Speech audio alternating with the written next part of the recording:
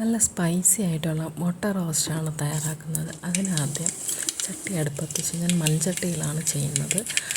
ചട്ടി ചൂടായപ്പോൾ എണ്ണ ഒഴിച്ച് കടുക് പൊട്ടിച്ച് അതിൻ്റെ കൂടെ കറിവേപ്പില ഇട്ട്. കറിവേപ്പില നമ്മുടെ പറമ്പിൽ തന്നെയാണ്, അതുകൊണ്ടാണ് കുറച്ചധികം കറിവേപ്പില ഇടുന്നത്. ഞാനൊരു കറിവേപ്പില ഭ്രാന്തി കൂടിയാണ്. അപ്പോൾ അതിട്ടു, കറിവേപ്പിലയൊക്കെ ഇട്ട് അതിന് ശേഷം സവാള ഇട്ടു. സവാള ഒന്ന് വഴണ്ടതിന് ശേഷം അതിലോട്ട് ഇഞ്ചി ഇട്ട് കൊടുത്തു. ഇഞ്ചി കുഞ്ഞുങ്ങളെ അരിഞ്ഞ് ഒരു കഷ്ണം ഇഞ്ചി ഇട്ട് കൊടുത്തു. പിന്നെ ഒരു ചെറിയ കുഞ്ഞ് 3 ടൊമാറ്റോയാണ് എടുത്തിട്ടുള്ളത്. വലിയ ടൊമാറ്റോ ആണെങ്കിൽ ഒരെണ്ണം മതി.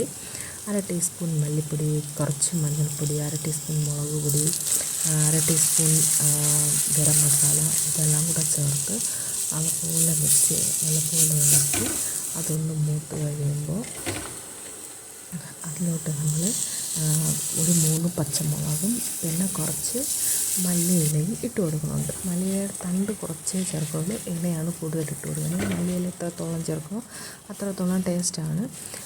അപ്പോൾ അങ്ങനെ ചേർത്ത് നല്ലപോലെ ഇളക്കിയതിന് ശേഷം നല്ലപോലെ വഴറ്റിയതിന് ശേഷം ആവശ്യത്തിന് വെള്ളം ഒഴിച്ച് അടച്ച് വയ്ക്കണം. അടച്ച് വെച്ചത് നല്ല പാകമാകുമ്പോഴത്തേക്കും, ഇത് മുട്ട റോസ്റ്റ് ആയതുകൊണ്ട് തന്നെ നമുക്കൊരുപാട് ഗ്രേവി വേണ്ട. അത് നല്ലപോലെ ആയിട്ടുണ്ട്. അപ്പോൾ അതിന് ശേഷം ഇതിലോട്ട് പുഴുങ്ങി വെച്ചിരിക്കുന്ന മുട്ട ഇട്ട് കൊടുക്കുക. മുട്ട ഇട്ട് കൊടുത്ത് നല്ലപോലെ ഒന്ന് ഇളക്കി യോജിപ്പിച്ചെടുക്കുക. അപ്പോൾ ഇത്രയേ ഉള്ളൂ ഇന്നത്തെ വീഡിയോ. അടുത്ത വീഡിയോ വരുന്നവരേക്കും ടാറ്റാ.